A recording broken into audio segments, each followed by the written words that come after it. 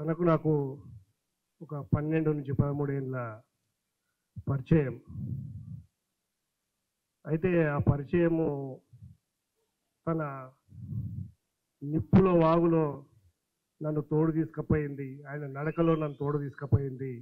ప్రతి విషయంలో తను ఏది అడగాలనుకున్నా, ఏది చేయాలనుకున్నా నా దగ్గరికే వస్తుండే.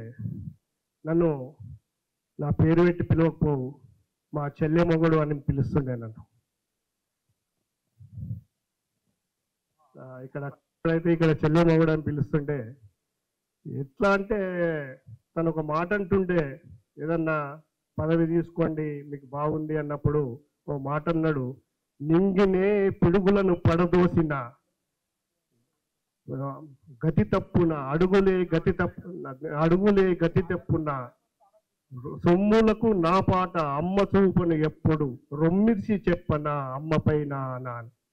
నేను మా చెల్లెమ్మగన్ దగ్గర ఏదైనా సరే తీసుకుంటా కానీ నాకు ఏ పదవులు అవసరం లేవని చెప్తుండే.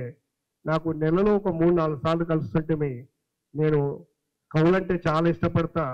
అంతటి గొప్ప వ్యక్తి నా కుమారుని మ్యారేజ్ అయిన 3 రోజులకే చనిపోవడము, ఆ సంతోషంలో ఇంత బాధను మోయడం చాలా కష్టంగా ఉంది.